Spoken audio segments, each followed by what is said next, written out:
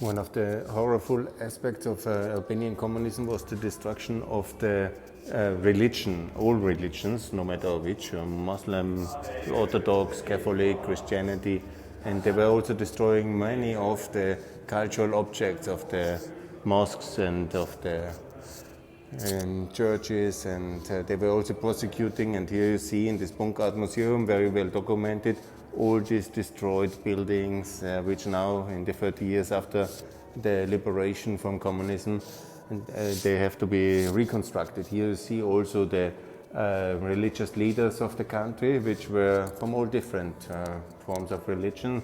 They are from the Catholic faith, from the Greek Orthodox, Albanian Orthodox faith, also from the Bektashi order or from the Muslim world, and they were all prosecuted as enemies of the state.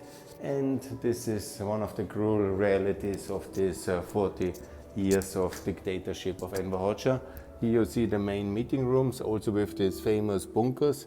Over 800,000 were built, and all this, it's quite a similar room like they have it also in Bosnia, where they celebrate the Tito's Yugoslavia, or commemorate, or whatever.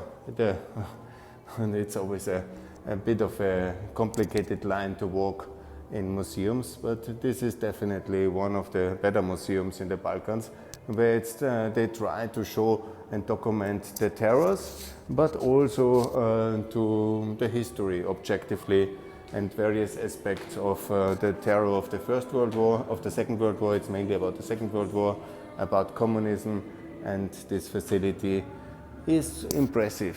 I recommend a visit.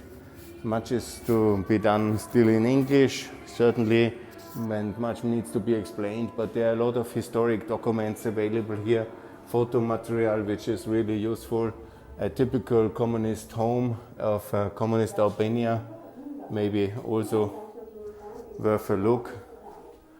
And poverty already quite underdevelopment, you see it everywhere. And this is this BunkArt. I recommend a visit when it's hot in Tirana. It's certainly worth seeing, and take your time and your pick of moments. When it's 40 degrees outside, I recommend to take a look in these facilities and visit BunkArt. The horrors of communism preserved for the future generation. The horrors of World War II, obviously, of occupation, from first the Italian occupation, the German occupation, it's all here. And also this room is for the program of BunkArt, they call it. BunkArt, that was after 71. That was the plenum of the Communist Party here. And the bunkerization of Albania during the 70s remained operational until 83.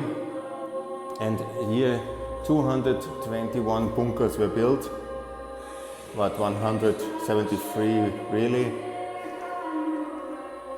One bunker for every 11 residents. They built hundreds. Yeah, there were also hundreds of soldiers, civilians died during accidents at work. The victims of communism are completely still forgotten today. Yes, let's not forget the victims of communism. Let's set them a monument.